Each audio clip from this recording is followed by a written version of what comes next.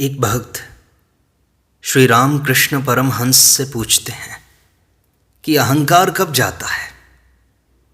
श्री राम कृष्ण कहते हैं, ज्ञान लाभ होने से अहंकार दूर हो सकता है।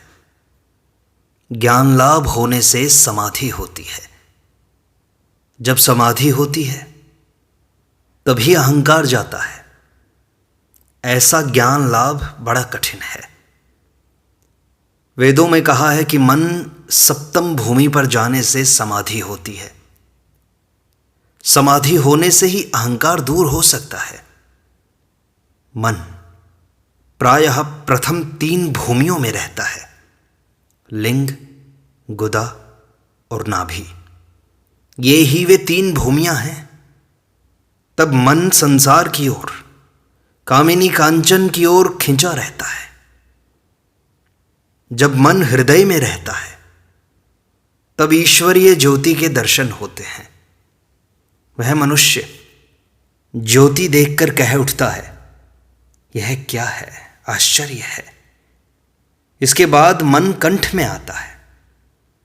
तब केवल ईश्वर की ही चर्चा करने और सुनने की इच्छा होती है। कपाल या भौंह के बीच में जब मन आता है तब सच्चिदानंद रूप दिखाई पड़ता है। उस रूप को गले लगाने और उसे छूने की इच्छा होती है, परंतु छुआ नहीं जाता। लालटेन के भीतर की बत्ती को कोई चाहे देख ले, पर उसे छू नहीं सकता। जान पड़ता है कि छू लिया, पर छू नहीं पाता। जब सप्तम भूमि पर मन जाता है तब अहम नहीं रह जाता, समाधि होती है। भक्त पूछता है, वहां पहुंचने पर जब ब्रह्म ज्ञान होता है तब मनुष्य क्या देखता है। श्री रामकृष्ण कहते हैं, सप्तम भूमि में मन के जाने पर क्या होता है, मुंह से नहीं कहा जा सकता। नमक की गुड़िया समुद्र नापने गई, किंतु जैसे ही पानी में उतरी वैसे ही गल गई। अब समुद्र की गहराई की खबर कौन देगा? जो देगा वह तो उसके साथ मिल गया। सप्तम भूमि में मन का नाश होता है, समाधि होती है। केवल क्या अनुभव होता है वह मुख से नहीं कहा जा सकता। जो मैं, जो अहंकार संसारी बनता है, कामिनी कांचन में फंसता है, वह बदमाश मैं है। जीव और आत्मा में भेद सिर्फ इसलिए है कि बीच में यह बदमाश मैं जुड़ा हुआ है।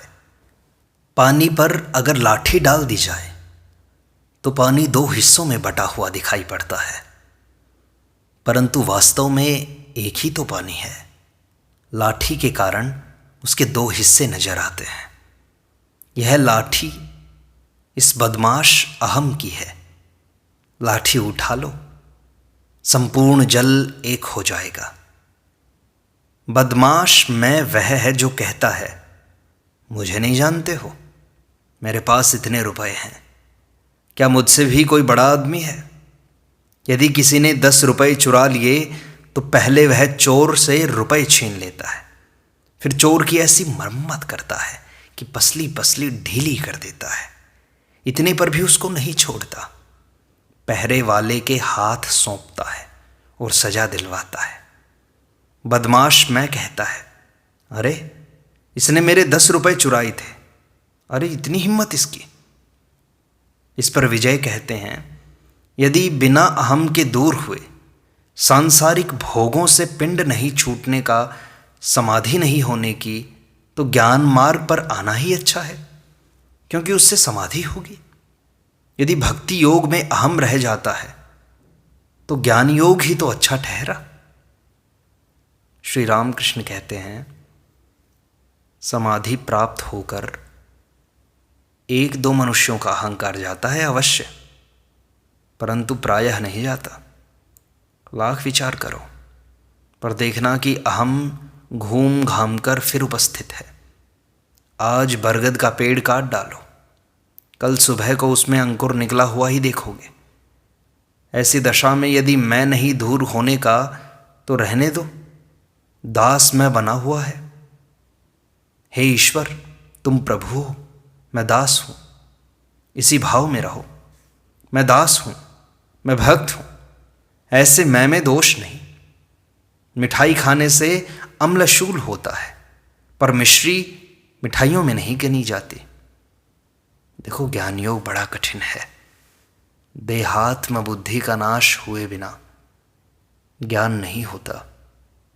कलयुग में प्राण अन्नगत है, अतएव देहात्म बुद्धि अहम बुद्धि नहीं मिटती। इसीलिए कलयुग के लिए भक्ति योग है। भक्ति पथ सीधा पथ है। हृदय से व्याकुल होकर उनके नाम का स्मरण करो, उनसे प्रार्थना करो, भगवान मिलेंगे, इसमें कोई संदेह नहीं। मानो जलराशि पर बिना बांस रखे ही एक रेखा खींची गई है। मानो जल के दो भाग हो गए हैं, परंतु वह रेखा बड़ी देर तक नहीं रहती।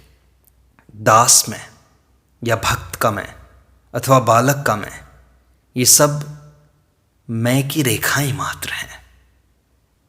विजय पूछते हैं, महाराज, आप बदमाश मैं को दूर करने के लिए कहते हैं, तो क्या दास मैं में दोष नहीं है? श्री राम कृष्ण कहते हैं, नहीं। जब इस मैं को, इस अहंकार को दास बना लिया जाता है, दास मैं के रूप में स्वीकार कर लिया जाता है, इस मैं को जब हम ईश्वर को सौंप देते हैं, तब यह दास मैं बन जाता है। दास मैं अर्थात मैं ईश्वर का दास हूं, मैं उनका भक्त हूं। इस अभिमान में दोष नहीं है, बल्कि इससे भगवान मिलते हैं। विजय कहते हैं, अच्छा, तो दास मैं वाले के काम क्रोध आदि कैसे होते हैं? श्री राम कृष्ण कहते हैं, अगर उसके भाव में पूरी सच्चाई आ जाए, उसने पूरी तरह से भगवान को समर्पण कर दिया हो, तो काम क्रोध आदि का आकार मात्र रह जाता है। यदि ईश्वर लाभ के बाद भी किसी का दास मैं या भक्त मैं बना रहा, तो वह किसी का अनिष्ट नहीं कर सकता। पारस पत्थर छू जाने पर तलवार सोना हो जाती है। तलवार का स्वरूप तो रहता है, पर वह किसी की हिंसा नहीं करती। नारियल के पेड़ का पत्ता झड़ जाता है, उसकी जगह सिर्फ दाग बना रहता है, जिससे यह समझ लिया जाता है कि कभी यहां पत्ता लगा हुआ था। इसी तरह जिसको ईश्वर मिल गए हैं, उसके अहंकार का चिन्ह भर रह जाता है, काम क्रोध का स्वरूप मात्र रह जाता है। उसकी अवस्था बालक जैसी हो जाती है। बालक सत्व रज तम में से किसी गुण के बंधन में नहीं आता। बालक जितनी जल्दी किसी वस्तु पर अड़ जाता है, उतनी ही जल्दी वह उसे छोड़ भी तो देता है। एक 5 रुपए की कीमत का कपड़ा चाहे तुम धेले के खिलौने पर रिझाकर फुसला लो, पहले तो वह बहक कर कहेगा, नहीं, मैं नहीं दूंगा, मेरे बाबूजी ने मोल ला कर दिया है, और लड़के के लिए सभी बराबर हैं। ये बड़े हैं, यह छोटा है, यह उसका कोई ज्ञान नहीं है, इसलिए उसे जाति पाति का विचार भी नहीं है। माँ ने कह दिया, वह तेरा दादा है, फिर चाहे वह कुछ भी हो, वह उसी के साथ बैठकर रोटी खाता है। बालक को घृणा नहीं, शुचि अशुचि का ध्यान नहीं, शौच के लिए जाकर हाथ नहीं मटियाता। कोई कोई समाधि के बाद भी भक्त का मैं, दास का मैं लेकर रहते हैं। मैं दास हूं, तुम प्रभु हो, मैं भक्त हूं, तुम भगवान हो। यह अभिमान भक्तों का बना रहता है, ईश्वर लाभ के बाद भी रहता है। संपूर्ण मैं नहीं दूर होता, और फिर इसी अभिमान का अभ्यास करते करते ईश्वर प्राप्ति भी होती है। यही तो भक्ति योग है। भक्ति के मार्ग पर चलने से भी ब्रह्म ज्ञान होता है। भगवान सर्वशक्तिमान हैं, वे इच्छा करें तो ब्रह्म ज्ञान भी दे सकते हैं। भक्त प्रायः ब्रह्म ज्ञानी बनना नहीं चाहते। मैं दास हूं, तुम प्रभु हो, मैं बच्चा हूं, तुम मां हो। वे ऐसा अभिमान रखना चाहते हैं। विजय पूछते हैं, जो लोग वेदांत विचार करते हैं वे भी तो उन्हें पा लेते हैं। श्री रामकृष्ण कहते हैं, हाँ, विचार मार्ग से भी भगवान मिलते हैं। इसी को ज्ञान योग कहते हैं। विचार मार्ग बड़ा कठिन है। सप्तभूमि की बात तो तुम्हें बतलाई है। सप्तम भूमि पर मन में समाधि हो जाती है, मन छिप जाता है, हट जाता है। ब्रह्म सत्य जगत मिथ्या, यह बोध होने पर मन का लय होता है, समाधि होती है। परंतु इस कलयुग में जीवों का प्राण अन्नगत है। ब्रह्म सत्य जगत मिथ्या, इसका बोध फिर कैसे हो सकता है? ऐसा बोध देह बुद्धि के बिना दूर हुए नहीं हो सकता। पहले इस शरीर से मैं बुद्धि हटनी चाहिए। अभी तो हम इस शरीर को ही मैं मानते हैं। ये बुद्धि हटेगी तभी कुछ हो पाएगा। मैं न शरीर हूं, न मन हूं, न 24 तत्व हूं। मैं सुख और दुख से परे हूं। मुझे फिर कैसा रोग, कैसा शोक, कैसी जरा, कैसी मृत्यु? ऐसा बोध कलिकाल में होना कठिन है, चाहे जितना विचार करो। देहात्म बुद्धि कहीं न कहीं से आ ही जाती है। बड़ के पेड़ को काट डालो, तुम तो सोचते हो कि जड़ समेत उखाड़ फेंका, पर दूसरे दिन सवेरे उसमें से एक छोटा सा अंकुर निकला हुआ देखोगे। देहाभिमान नहीं दूर होता, इसीलिए कलिकाल में भक्ति योग अच्छा है, सीधा है। और मैं चीनी बन जाना नहीं चाहता। चीनी खाना ही मुझे अच्छा जान पड़ता है। मेरी कभी यह इच्छा नहीं होती कि कहूँ कि मैं ही ब्रह्म हूँ। देखो, मैं तो भक्त योग को मानता हूँ। मैं तो कहता हूँ तुम भगवान हो, मैं तुम्हारा दास हूँ। 5वीं और 6ठी भूमि के बीच में चक्कर काटना अच्छा है। 6ठी भूमि को पार कर सप्तम भूमि में अधिक देर तक रहने की मेरी इच्छा नहीं होती। मैं उनका नाम गुण कीर्तन करूँगा, यही मेरी इच्छा होती है। मेरा भाव सेव्य सेवक का भाव है, यही मुझे अच्छा लगता है। और देखो, ये तरंगें गंगा ही की हैं, परंतु तरंगों की गंगा है ऐसा कोई नहीं कहता। मैं वही हूँ। यह अभिमान अच्छा नहीं। देहात्म बुद्धि के रहते ऐसा अभिमान जिसको होता है उसकी बड़ी हानि होती है। फिर वह आगे नहीं बढ़ सकता, धीरे धीरे पतित हो जाता है। वह दूसरों की आंखों में धूल झोंकता है, साथ ही अपनी आंखों में भी। अपनी स्थिति का हाल वह नहीं समझ पाता। परंतु भेड़ियाद सान की भक्ति से ईश्वर नहीं मिलते। उन्हें पाने के लिए प्रेमा भक्ति चाहिए। प्रेमा भक्ति का एक और नाम है राग भक्ति। प्रेम या अनुराग के बिना ईश्वर नहीं मिलते। ईश्वर पर जब तक प्यार नहीं होता तब तक उन्हें कोई प्राप्त नहीं कर सकता। और एक प्रकार की भक्ति है, उसका नाम है वैधि भक्ति। इतना जप करना होगा, उपवास करना होगा, तीर्थ यात्रा करनी होगी, इतने उपचारों से उनकी पूजा करनी होगी, बलिदान देना होगा। ये सब है वैधि भक्ति। इसका बहुत कुछ अनुष्ठान करते करते क्रमशः राग भक्ति होती है। जब तक राग भक्ति न होगी तब तक ईश्वर नहीं मिलेंगे। उन्हें प्यार करना चाहिए। जब संसार बुद्धि बिल्कुल चली जाएगी, 16 आना मन उन्हीं पर लग जाएगा, तब वे मिलेंगे। परंतु किसी किसी को राग भक्ति अपने आप ही होती है, स्वतः सिद्ध। बचपन से ही वह ईश्वर के लिए रोता है, जैसे प्रहलाद रोया करते थे। विधिवादी भक्ति कैसी है? जैसे हवा लगने के लिए पंखा झलना। हवा के लिए पंखे की जरूरत है। ईश्वर पर अनुराग उत्पन्न करने के लिए जप, तप, उपवास आदि विधियां मानी जाती हैं। परंतु जब दक्षिणी हवा अपने आप बह चलती है तब लोग पंखा रख देते हैं। ईश्वर पर अनुराग, प्रेम, आप आ जाने से जप, तप इत्यादि कर्म छूट जाते हैं। भगवत प्रेम में मस्त हो जाने से वैध कर्म करने के लिए फिर किसको समय है। जब तक भगवान पर प्यार नहीं होगा तब तक वह भक्ति कच्ची भक्ति है। जब उन पर प्यार होता है तब वह भक्ति पक्की हो जाती है। जिसकी भक्ति कच्ची है वह ईश्वर की कथा और उपदेशों की धारणा नहीं कर सकता। पक्की भक्ति होने पर ही धारणा होती है।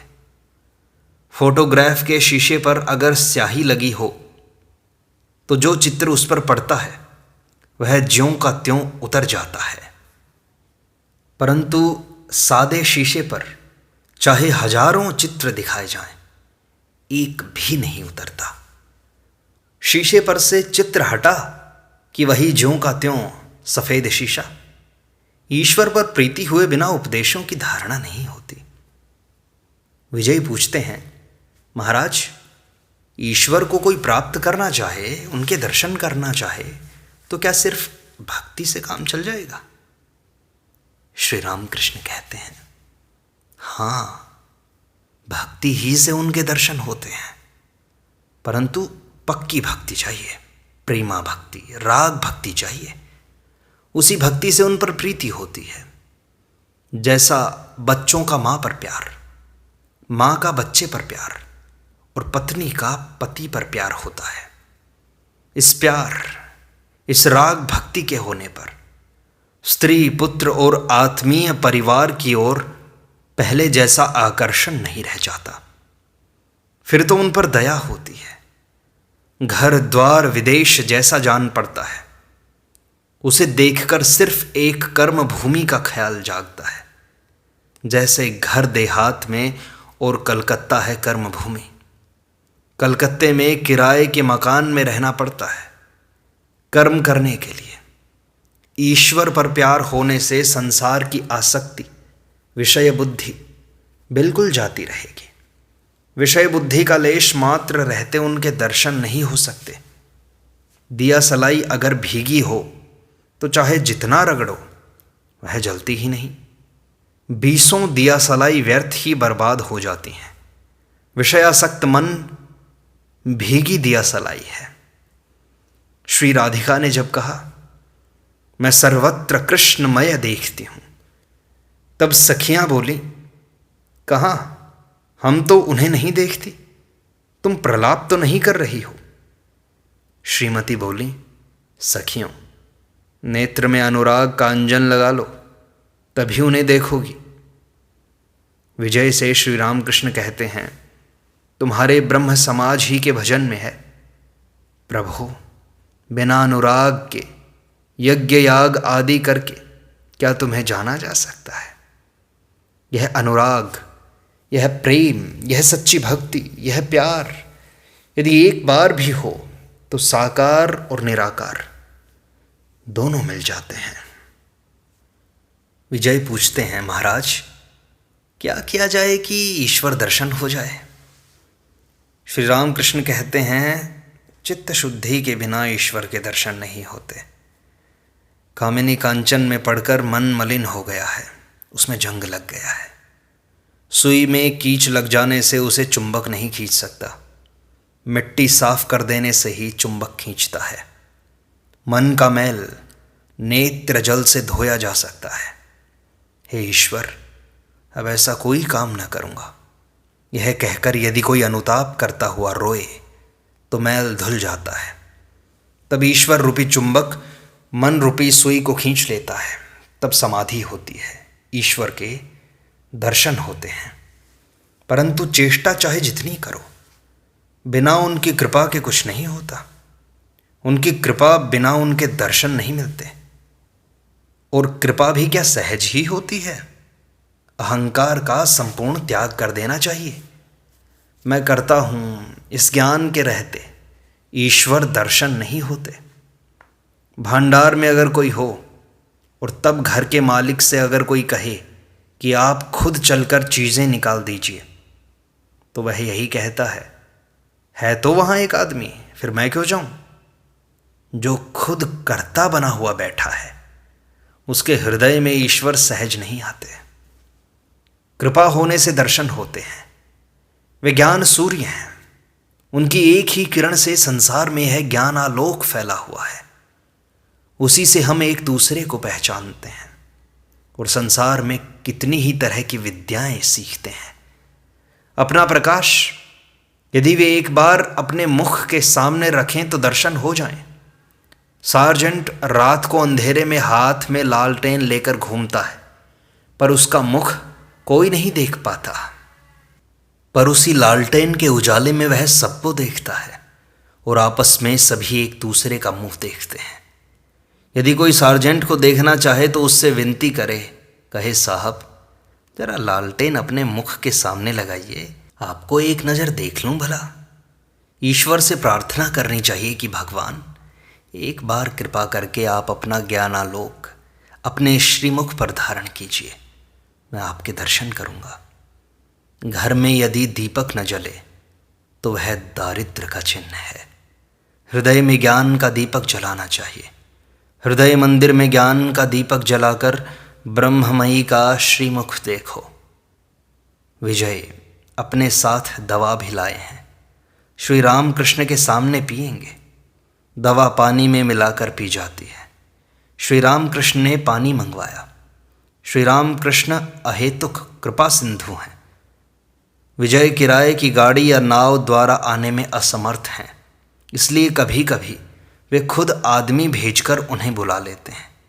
इस पर बलराम को भेजा था, किराया बलराम देंगे। विजय बलराम के साथ आए हैं। शाम के समय विजय, नवकुमार और उनके दूसरे साथी बलराम की नाव पर चढ़े। बलराम उन्हें बाग बाजार के घाट उतार देंगे। मास्टर भी साथ हो गए। इस प्रकार सत्संग का यह भाग यहीं संपूर्णता को प्राप्त होता है। शेष अगले अंक में।